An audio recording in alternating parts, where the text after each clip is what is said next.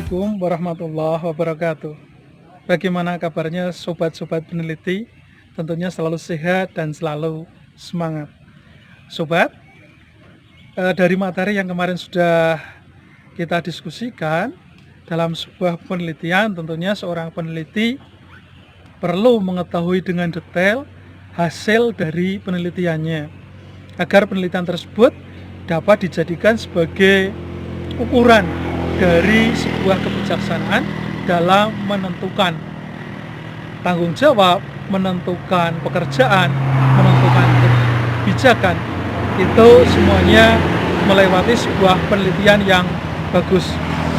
Kali ini kita akan sedikit belajar mengenai penggolongan penelitian.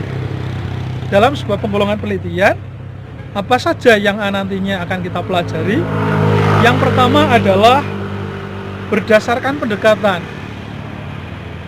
Pada saat kita menggunakan pendekatan, ada dua cara pendekatan.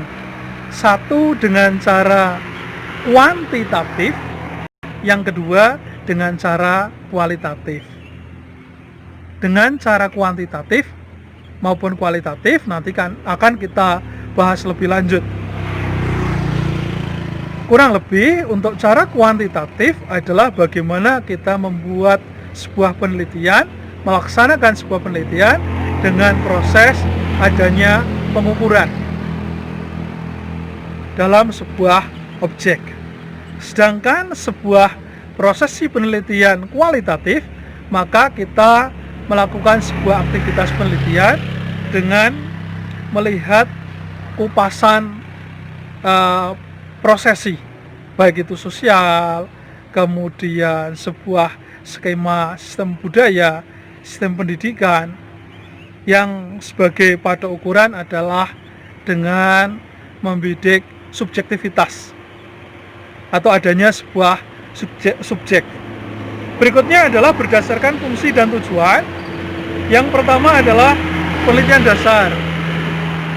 Ini yang dilakukan oleh sobat-sobat peneliti pemula semua adalah penelitian dasar, bagaimana kita melatih sebuah penelitian dengan penelitian-penelitian yang tentunya kecil, dengan tidak memberikan dampak yang begitu besar.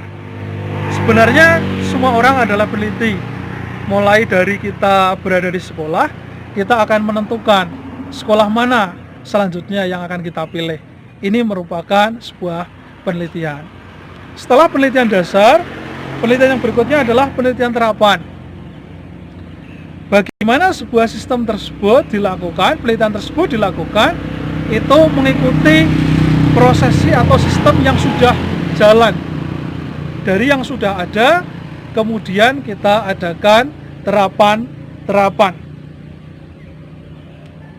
Adanya kontrol, adanya normal dari sebuah sistem penelitian yang digunakan untuk membuat sistem berikutnya.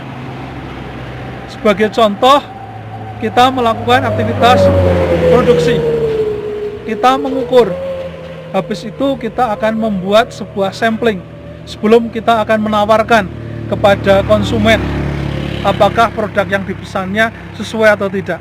Ini kita teliti terlebih dahulu, kita berikan, sudah sesuai baru kita melakukan produk berikutnya. Yang berikutnya adalah penelitian evaluasi dari sebuah rentetan kejadian, dari sebuah proses pengerjaan.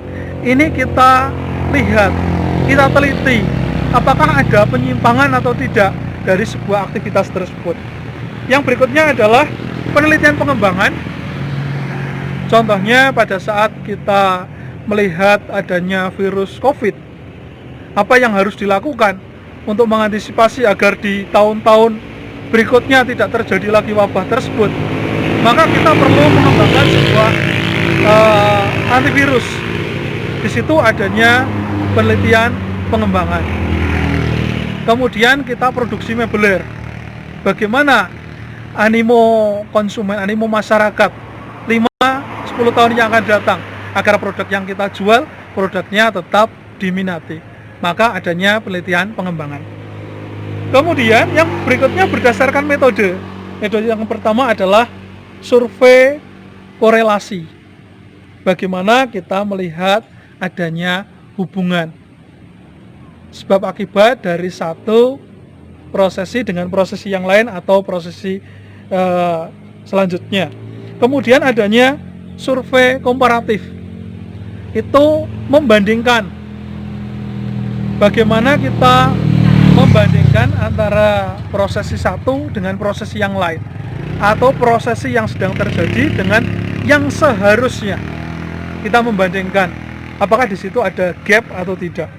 Yang berikutnya adalah jenis metode eksperimen. Kita uji coba bagaimana membuat cloning sebuah sistem jaringan dalam tumbuh-tumbuhan. Kita membuat varietas produk buah yang baru, yang lebih manis, yang lebih tahan lama, kemudian yang ukurannya lebih besar. Itu tentunya adanya metode eksperimen, adanya proses uji coba. Yang berikutnya adalah action research. Bagaimana kita membuat sebuah proses penelitian ini, tentunya proses penelitian yang melakukan aktivitas sebuah sosial, kejadian, adanya action, adanya tindakan. Hasilnya seperti apa? Contoh, pada saat kita mau melihat efektivitas, efisiensi dari lampu merah yang ada di perkotaan, maka kita perlu mengadakan action research. Apa yang terjadi? Manakala di persimpangan A itu diperpanjang sekian detik lampu merahnya, apakah dampak yang nanti akan muncul? Atau bertambahnya jumlah kecelakaan atau pengurangan dan seterusnya. Sepeda motor, mobil yang kemudian banyak berlalu lalang dengan menggunakan lampu terang, apa yang terjadi? Apakah itu mengurangi kecelakaan atau kecelakaannya masih tetap?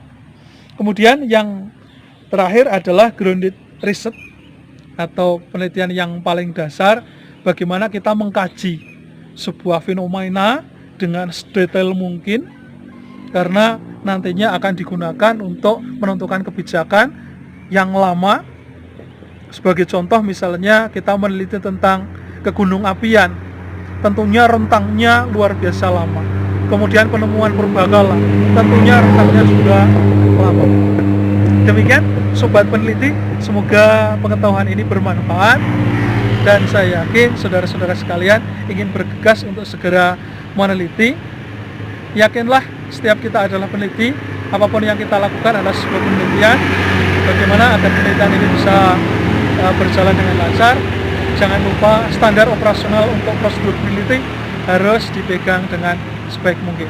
Saya akhiri, Assalamualaikum warahmatullahi wabarakatuh.